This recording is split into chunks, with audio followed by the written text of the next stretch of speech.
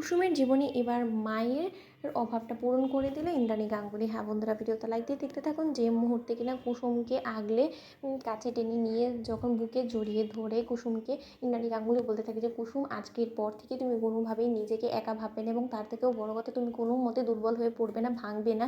কারণ তুমি যদি ভাঙো তাহলে তোমার দিকে তাকিয়ে রীতিমতো তোমার গোটা পরিবারের মধ্যে ধস নেমে যাবে, এবং সেটা তুমি নিশ্চয়ই কোনোভাবে চাও না। এবং তার থেকেও বড় কথা, আজকের পর থেকে তুমি কোনোভাবে ভাববে না যে তোমার মা নেই। তোমার মায়ের জায়গাটা হয়তো বা পুরোপুরিভাবে আমি পূরণ করতে পারবো না, কারণ মা তো মাই হয়, কিন্তু তা সত্ত্বেও তোমার মায়ের জায়গাটা কিছুটা হলো আমি যদি নিতে পারি, তাহলে হয়তো বা কিছুটা হলো আমি তোমার মায়ের অভাবটা পূরণ করতে পারবো বলে আমি আশা করি। এরপর থেকে তোমার যখনই খারাপ লাগবে তুমি নিঃসন্দেহে আমার কাছে ছুটে আসবে, এবং তোমার খারাপ লাগা ভালো লাগা সব কিছু চাইলে তুমি আমার সঙ্গে শেয়ার করতে পারো।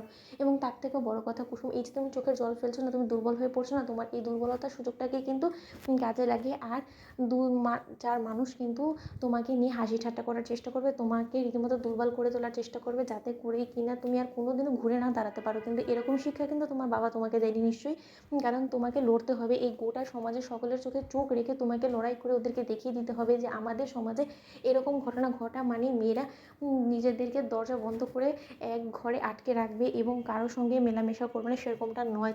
তোমাকে সমাজের ভুল ধারণা ভেঙে দিতে হবে কুসুম, তুমি বুঝতে পারছো? এবং তার থেকেও বড় কথা, তোমার এখন অন্য একটা পরিচয় আছে, সেটা হলো যে তুমি আমাদের কোম্পানির ব্র্যান্ড অ্যাম্বাসেডার।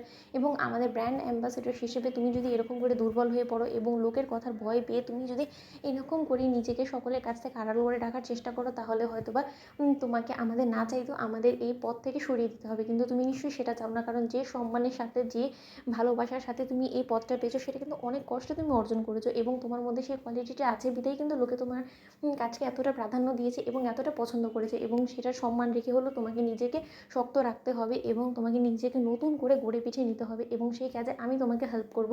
এবং আরও একটা কথা আমি কুসুম তোমাকে বলে রাখছি, তুমি কোনো দিনও নিজেকে ভাববে না এরকম যে তুমি সকলের থেকে অনেকটাই পিছিয়ে আছো। তুমি সবসময় ভাববে যে না, তুমি সকলের থেকে ভিন্ন, এবং তুমি সকলের থেকে দ্বিগুণ বোঝো এবং দ্বিগুণ ভালো কাজ করতে পারো, কারণ তোমার মনটা অনেক বড় এবং তোমার মনটা এতটাই উদার যে তুমি কোনো খারাপ জিনিস ভাবতেই পারো না, এবং তার জন্যই হয়তো বা তুমি সকলের থেকে আলাদা। হ্যাঁ কুসুম, এটা আমি আজকে স্বীকার করছি যে তুমি সকলের কাছ থেকে আলাদা, এবং তুমি যে জিনিসটা পারো সেটা আর 4-5টা মানুষ হয়তো বা পারে না, তাই হয়তো বা লোকে তোমাকে হিংসে করে, এবং লোকের এই হিংসের কারণ হয়ে ওঠার জন্য কিন্তু একটা ভাগ্য লাগে। এবং সেই ভাগ্যবতী মেয়েটা যখন তুমি হতে পেরেছো, তাহলে নিজেকে তুমি সেরকমভাবে গড়ে পেঠে নাও, যাতে করে কিনা কেউ তোমাকে মাত না দিতে পারে। তাহলে অন্তত তুমি তোমার জীবনে অনেকটা উন্নতি করতে পারবে। কুসুম অন্যদিকে যখন কুসুম ওর দেবীমাকে জড়িয়ে ধরে বলতে থাকে যে দেবীমা, একবার যখন আপনি আমাকে এতটা সাহস জুগিয়েছেন, আমি আপনাকে কথা দিচ্ছি আমি কোনোদিনও ভাঙবো না, এবং আমি কোনোদিনও দুর্বল হয়ে পড়বো না কারোর সামনে। তো বন্ধুরা, লাইক এবং শেয়ার করে সাবস্ক্রাইব করতে ভুলো না।